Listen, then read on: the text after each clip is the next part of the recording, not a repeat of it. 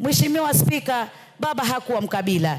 Na wewe Mheshimiwa Spika unamtambua zaidi kwa sababu alikuwa kiongozi wako na mlikuwa pamoja wakati mmoja, nyote mkiwa vinara katika vyama vyenu na tukiwa katika mwongozo ule wa NASA. Mheshimiwa Spika, tukiangalia hapa bungeni tunamuona dada yetu Mheshimiwa Irene Mayaka ambaye aliweza kuteuliwa na chama cha ODM cha chungwa, chama cha baba.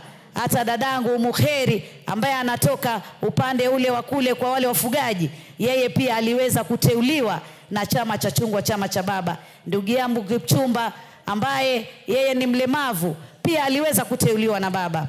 Baba alikuwa si mkabila na alipigania sana kuondoa ukabila. Ndiposa unaona wakati mmoja kinara naibu wake alikuwa Mheshimiwa Ali Hassan Joho kutoka kule Pwani. Na sasa hivi pia wale vinara wa chama cha chungwa wadogo wake tunaona tuna Mheshimiwa Simba Arati, tuna Mheshimiwa Ososi, tuna Mheshimiwa Abdulswamad Sharif Nassir.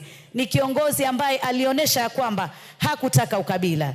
Na kiongozi huyu pia alikuwa na imani, na imani yake niliona wakati tulipokuwa katika mambo ya Pentagon katika chama cha chungwa. Wakati wa uchaguzi wa mwaka 2007, 2008, wakati fujo na ghasia zilipozuka, watu wakawa wanapigana, damu za Wakenya zinamwaika, nilikuwa katika baraza kuu la chama cha chungwa, tukaitwa mkutano. Nakumbuka baba akitoa machozi akisema, hapana, siwezi kuona kina mama wanakatokata, watoto wanauawa kama ile Kiambaa.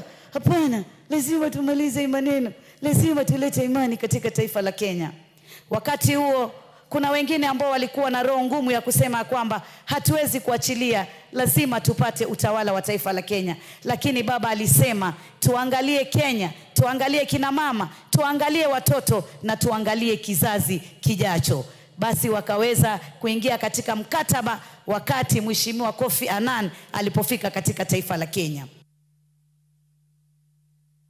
Mpe nusu dakika.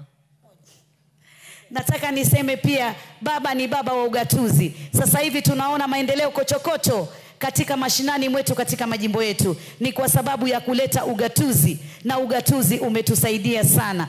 Baba pia aliweza kushikana na Mheshimiwa Daktari William Samoei Ruto kuleta amani katika taifa la Kenya. Na mimi niseme muungano huu wa vigogo hivi wawili umeleta amani katika taifa la Kenya. Mwenda zake amekwenda, lakini Mheshimiwa Ruto yuko. Tushikilie vile vile na viongozi wengine tushikane, ili taifa letu lisonge mbele na tuwe na amani na tuwe na maendeleo na vizazi vyetu viweze kukua. Kenya tuiboreshe iwe katika anga zile ambazo tunasema ni nchi ambayo imestawi, isiwe ni nchi ambayo bado iko chini katika nyanja za uongozi. Nasema umoja wetu kama taifa uwe ni nguzo yetu, na kifo cha baba kiwe ni funzo ya kwamba umoja wetu ni muhimu. Watu walisema kwa nini baba amekwenda, kwa nini baba amekubaliana, lakini baba aliona mbele. Alijua mimi wakati wangu pengine hauko mbali, lazima watu wangu na Wakenya tuwaeke pamoja. Na hiyo ndio tunaita uongozi, watu kukaa pamoja, si kutugawanya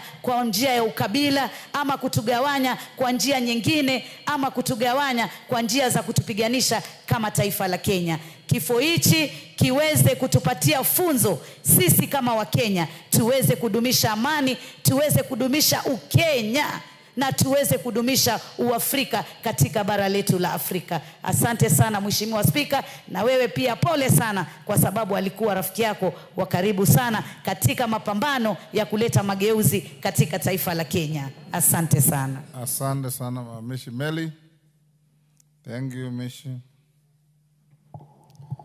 Thank you, Honorable Speaker. Honorable Speaker, I want to take this opportunity on my own behalf and on behalf of the people of Tinderet to convey my condolences to the family of Raila Amolo Odinga, the larger Odinga family, the people of Kenya, ODM, and the leadership of this country for the loss of our great patriot.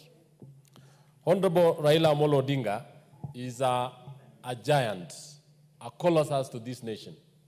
He has touched the lives of almost every Kenyan in one way or another.